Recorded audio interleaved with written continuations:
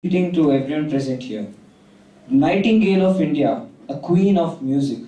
These prestigious titles were given to the Carnatic vocalist M.S. Subbulakshmi. She was born on 16th September 1916 in Madurai. Madurai Shanmukha Subbulakshmi was born to Shanmukha Vadivayar Amar and Srinivasa Iyer. She was a Carnatic vocalist in various languages like Telugu, Tamil, Gujarati, Marathi, and Bengali.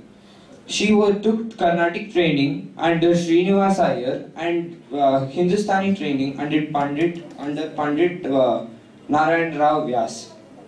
She was an icon in music. She had a passion in music. She was inspired by so many people in her family, her society, and her surrounding people. She had, like my friend mentioned, she had various gurus. For example, each person trained her in one particular thing. They all didn't train her in a single field. In music, there are various levels, like for example, Carnatic, Hindustani, Western, so many types.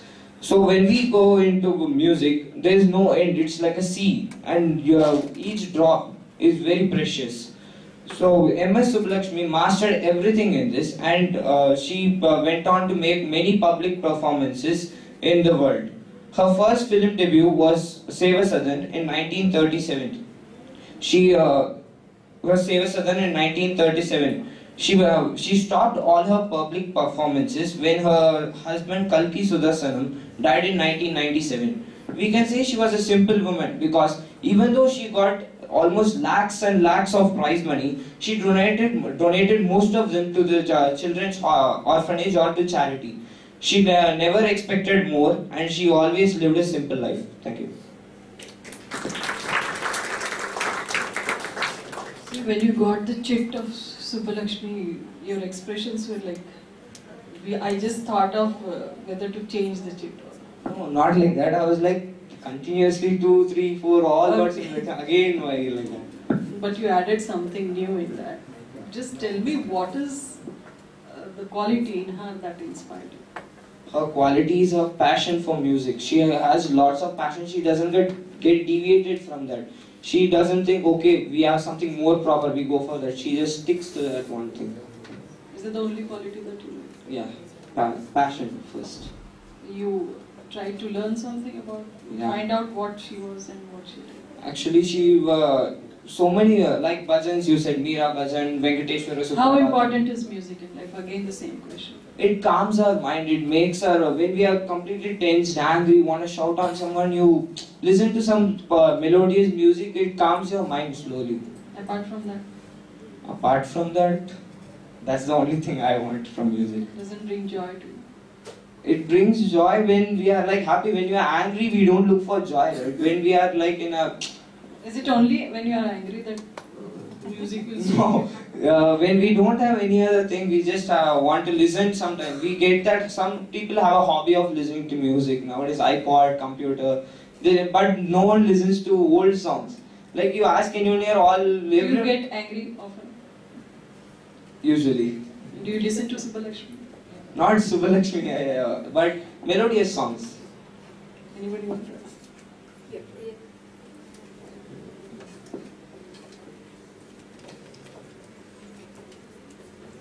What made you inspired on MS Subbulakshmi? I told you already. Passion. What you want to contribute to your nation after listening to him? Actually, my passion is football. I want to bring my country up in that. Yes, actually I don't tell that music is there in football. He said, what do you want to bring your country up? So I want to contribute to that.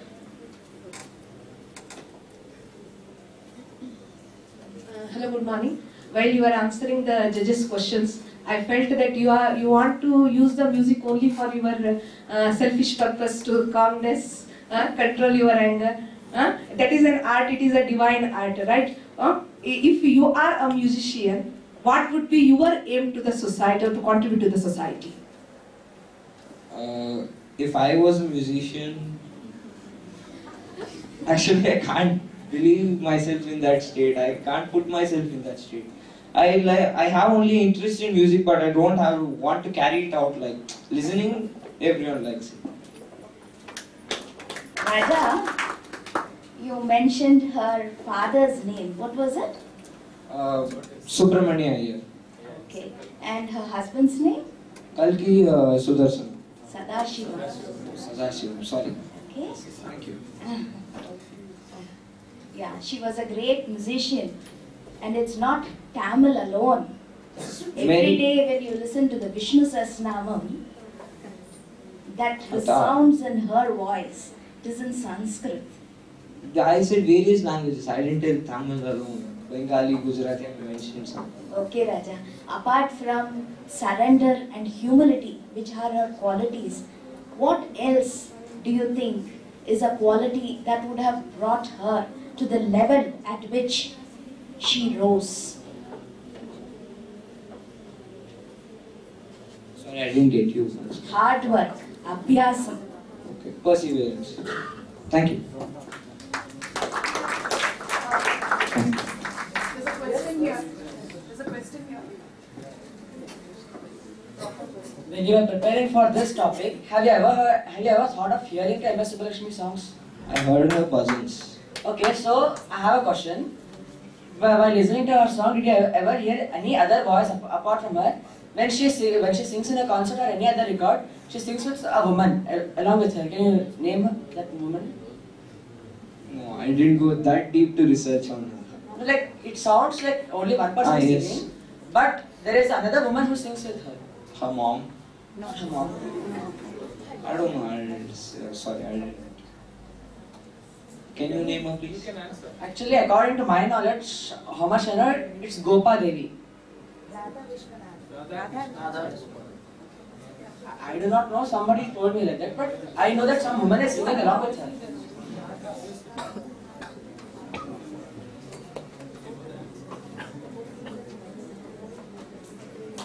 Thank you.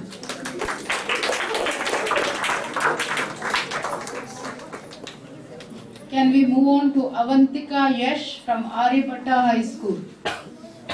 Avantika?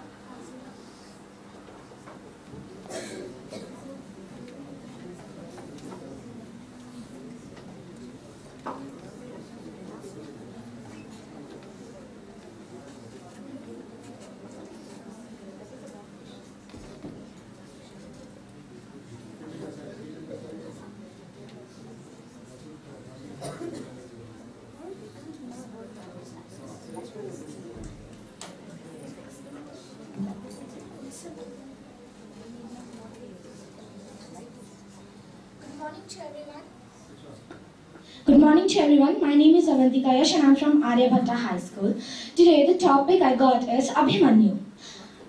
Duryodhana says to Abhimanyu that your death is sure because the way to outside the Chakravyuh is closed now. Abhimanyu answers him, brave people don't run if the way was open. Abhimanyu is a mythical character in the great Indian epic Mahabharata. There are very few people who bring proud and inspiration to their nation, even in their death. And of course, Abhimanyu was one of them. I would not like to go in full story, but I would like to say just short gist. That there were two sides in Mahabharata. There were Pandavas and Kauravas. Kauravas cheat Pandavas and claim their kingdom, and Pandavas fight back to get their kingdom back in Kurukshetra.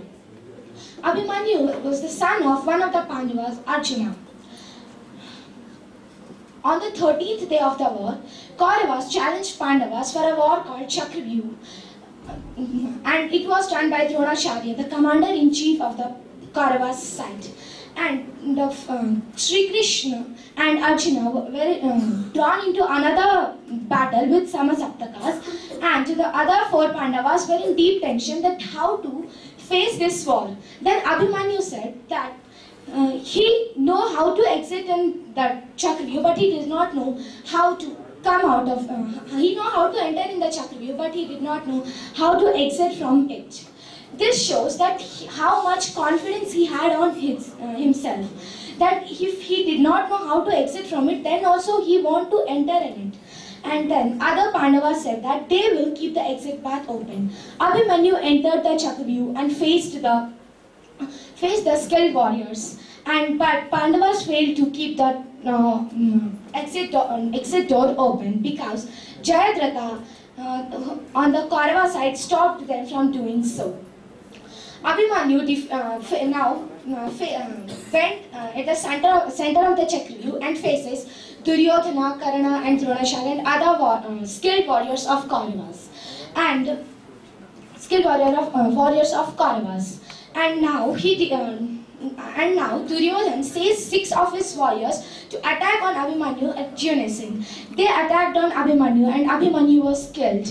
At the last moment also, he tried to defend himself by Chakra, the wheel of his chariot. This shows us that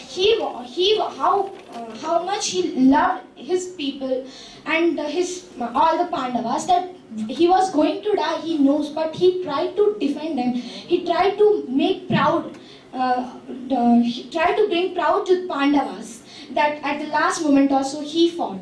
And finally when he was killed, and Abhimanyu's life teaches us bravery and self-confidence. And the other thing is that we should never cheat someone. It's against everything, because no one gives a permission to cheat someone.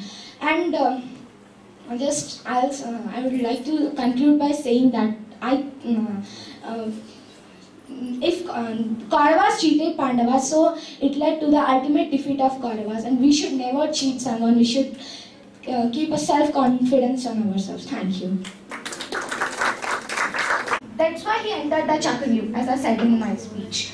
So we should learn from him that it was a great war, but we are not fighting any war. It's just a simple competition, a contest, not competition.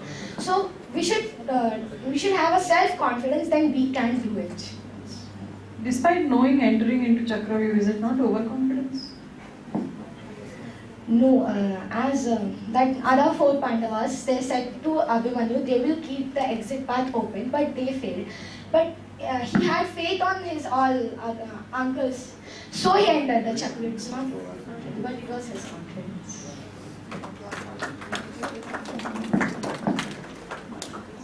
Avantika, Yes. you get an opportunity, a similar situation.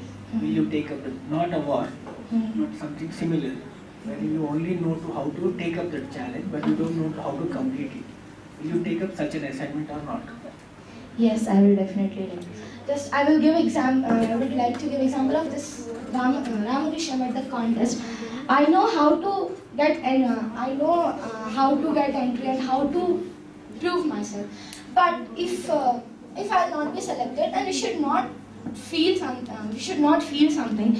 We should think that something would be less in ourselves. That might be hard work. That next time we will do more better. So I will do that.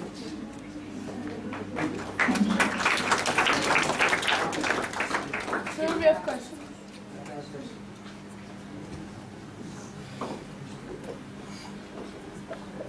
A very good morning. In one of your statements, you have stated that while Abhimanyu entered the Chakravyuh, he was confident, okay? And as far as this situation is taken into consideration, do you think it's really confidence or it is foolishness? Because, you know, as the thought goes, half knowledge is dangerous. Because he knew only how to enter it, but not how to come out of it. Actually, it was a situation of war. It was not a simple contest or competition. It was a situation of war. And someone, if not Abhimanyu, someone had to go inside the Chakravyuh. And when he knows to enter in it, then he thought as his own, he had confidence on himself. That's why he entered in it, and he thought that his uncles will keep the exit path open. But then that was also one of the reasons for his death, right? Yes. How can you say it? It was a reason for his death. That is her answer.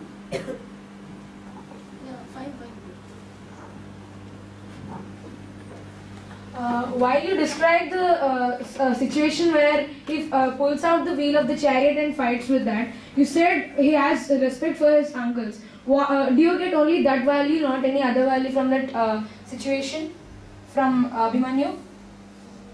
No, I did not say. He had I said while answering the judges, I said he had respect for his uncles. But I said he had self-confidence in him, and we too should have it. Okay.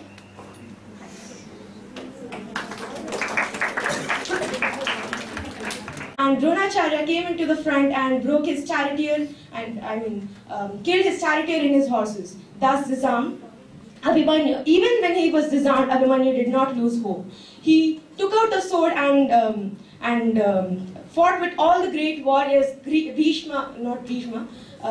fought with all the other warriors like Duryodhana, Dushasana, Dronacharya, Krupacharya, and so many people single-handedly. But even after that sword was, even that weapon was taken away from him, he took out the chariot, the wheel of the chariot, and fought with it. Thus, in this Kootaniti, all the warriors, the so-called warriors, the pseudo-warriors, they killed the brave Abhimanyu. But even then, the enemies, the foes of Pandavas also praised his valor, and hence, though Abhimanyu was killed in a Kootaniti and Arjuna took the revenge by killing Jayadratha the next day, Abhimanyu remains the hero of the history, saying that he was a very great hero. So the lesson which we can learn is bravery, and we must not lose hope even at the most terrible times of our life. Thank you.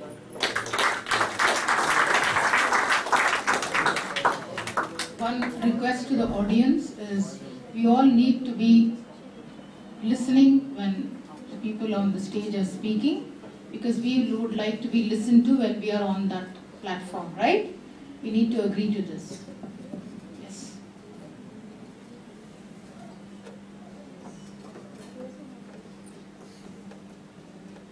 Yudhishthira asked Abhimanyu to go and try and break the Chakravyuha. But Abhimanyu could have just said that he doesn't know how to come out from it. He just knows how to enter and not to exit. Why do you think Abhimanyu did not refuse Yudhishthira's request? Because Abhimanyu was the descendant of the Pandavas, and the Pandavas, the whole dynasty is known for their bravery. And Abhimanyu had, I can't translate it, it is called the Vamsha Gauravam, that is the respect of their dynasty. He had it in his hands. He had to go into the Chakravyuha. It is not a child's play. And his father Arjuna was there with the Samshaktakas, that is, who come into the battle to do or die. And Arjuna was engaged with them, and Yudhishthira couldn't go inside. If Yudhishthira goes, the whole Pandavas will be destroyed. And hence they had to go. They had requested Abhimanyu, and he readily agreed.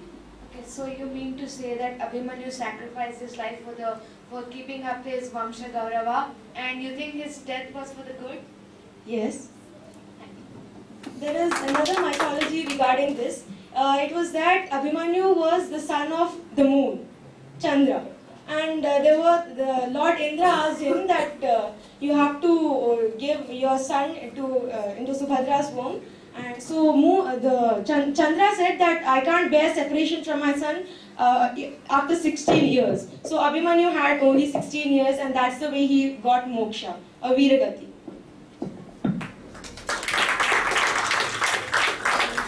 How do you think that Abhimanyu knows how to enter the Chakravyuha? It was when he was in his mother's womb, Subhadra's womb, that Arjuna was telling her all the vyuhas, all the methods of fighting, and in between Subhadra fell asleep, and Krishna came in between and said, "Why do you tell to a sleeping woman?" and he took away. But Abhimanyu was there in Subhadra's womb and was actively listening to it. Because of the interruption caused by Lord Shri Krishna, it was stopped in the middle of the.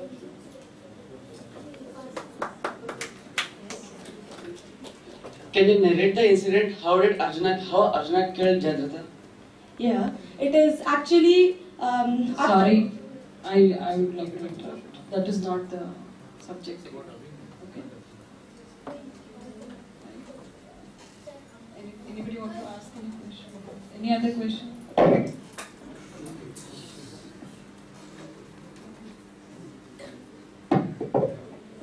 You said that it was when they were killing Abhimanyu from behind, but then why in war anything can be done? Why is it that it is unfair? War also has some rules.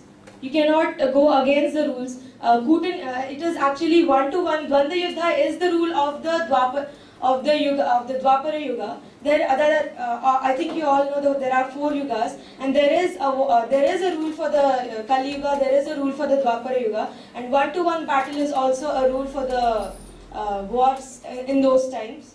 That is, the Dvanda Yuddha was a rule, and they broke that rule, and even then they did not come fairly and come from the front. They attacked him from the back.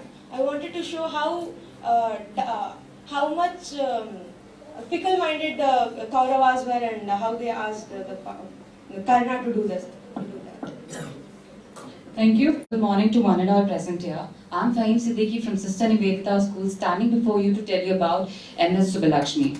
As you all know, have heard previously, MS Subbalakshmi belonged to Tamil Nadu, that is Madurai, a place in Tamil Nadu, and she is one of the most well-groomed as well as the finest vocalist that India has ever produced in the field of Carnatic music. I don't want to go too deep in her personal life, but then I would just like to say what I learned from the inspiring life of MS Subbalakshmi. The first thing which I learned is perfection, perfection and perfection. Every word she spoke, the perfect pronunciation, her pitch, her tone was always perfect.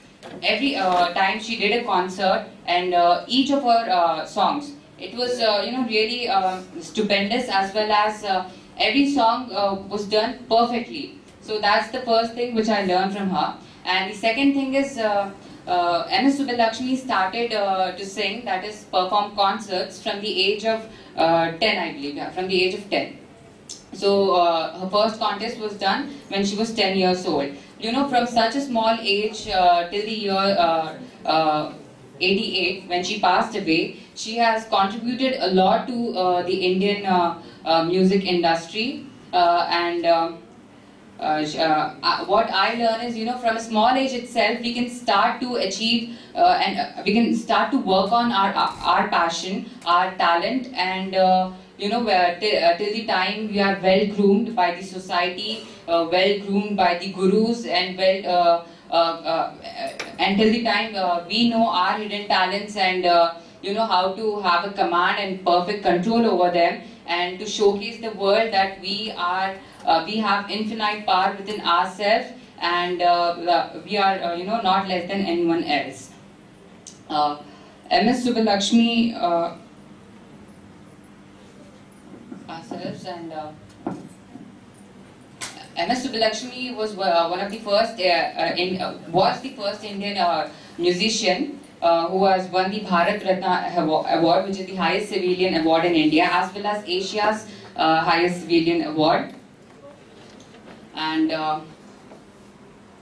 I would just like to say you that we all need to, whatsoever the work is, we all need to maintain a standard for it, and we are not supposed to come down of it, because once we set a goal in our life, once we have a perfection, a state of perfection, then we are nevertheless coming down of it. Like MS Subbalakshmi has done, that is, she had a level, a standard of perfection, and she could never come down of it. So we all need to maintain that, so that we are well known in the society, and even after our death, we are always remembered in the view of in a respectful way. Thank you. You spoke about high ideals that inspired you from the life of Srimati MS Subbalakshmi. How have you applied it in your own life practically? How are you living those ideals? Can you give us an example? Yeah, why not? You see, MS Subbalakshmi. Please talk to the audience. Yeah, MS Subbalakshmi also belonged to the field of music, that is, indirectly related to art as well. So I would like to say a quality which exists in me, that is arty nature, craftiness, and as well as originality, and even perfection. From personalities such as MS Subbalakshmi to great artists such as MF Hussain, they have a perfection, and I'm proud of it. I take positive pride that I do everything original, as well as I have a perfection in whatever I do. I have a thought to share, you need to stand corrected. Don't use the word craftiness. It's not positive. Say a love for craft. Okay. Okay? Or you have an eye for craft or whatever you could say, right? MS Fahim, if I'm not wrong, you want to become a fashion designer. Yes. Is it? See, MS Subbulakshmi had aesthetic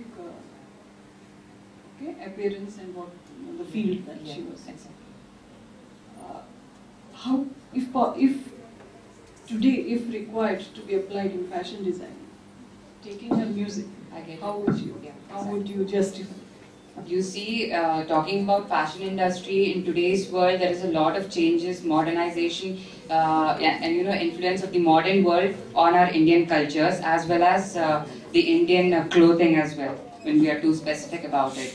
So what my aim is, not having too much of influence of either the Western or Eastern cultures, being Indian and applying the Indian cultures to our clothing as well is very important, and I will focus on that aspect if I become a fashion designer. Did you listen to MS Subbulakshmi? No, because I was informed about the topic yesterday, I couldn't make it.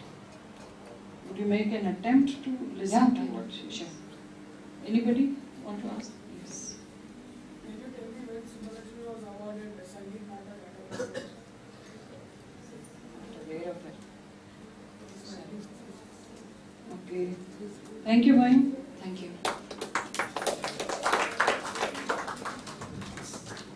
We need to remind ourselves that we are getting a little too noisy. Yes, we are all here for a purpose and we should live that purpose. That's the first thing. And I shouldn't be reminding this again. Can we agree on that?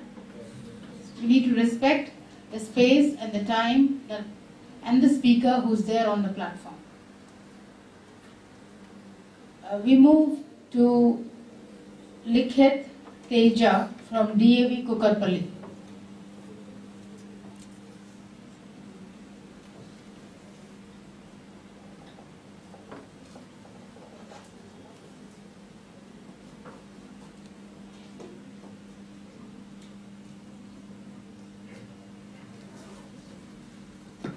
A pleasant morning to one and all. I am Likhit Teja from DAV Public School, Kukatpalli, and as expected, even my topic is MS Subbulakshmi. First of all, my friends and my fellow participants who have mentioned about MS Subbulakshmi, I think that is commendable, and whatsoever I speak now will be something like adding one more feather to her cap of achievements. But I would like to express my views regarding MS Subbulakshmi. I don't want to go in deep about her about her personal life. MS Subbulakshmi is a renowned Carnatic vocalist, and she is the Nightingale of India, which is the most suitable title for her. She was awarded many prestigious awards, including the Raymond Magsaysay Award and Bharat Ratna. She was the first Indian to be awarded the Bharat Ratna, and MS Subbulakshmi was. She is an epitome of musical excellence. The divinity that she had in music was commendable. Even in her family, there were two members who were drenched in the sweet nectar of music. And that's the reason why MS Subbulakshmi started practicing music from her early age. When I think of MS Subbulakshmi, I get a thought that talent knows no age. Talent knows no boundaries. Dedication, hard work and many other things are there which know no age. Because MS Subbulakshmi had her first recording released when she was 10, and at the age of 13 she gave her first public concert, and she was also the key singer of the Madras Music Academy, which was known for its discriminating selection. So a woman of such great talent, and she was a child prodigy with such great and sweet voice, and she was selected in such a music academy for her prestigious concerts. Well, that is worth accolading.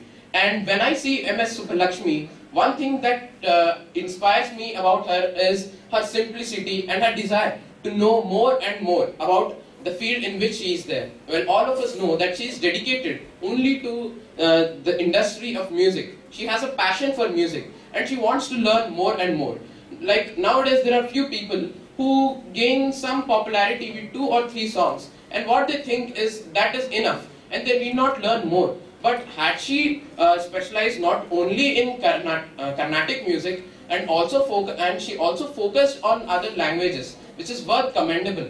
That is her feat, which has joined India with her beautiful voice, and her simplicity is what makes us feel proud that we are Indians and we belong to a country which had MS Subbulakshmi in the past, and she is still alive in our hearts and in our musical souls every day, every time.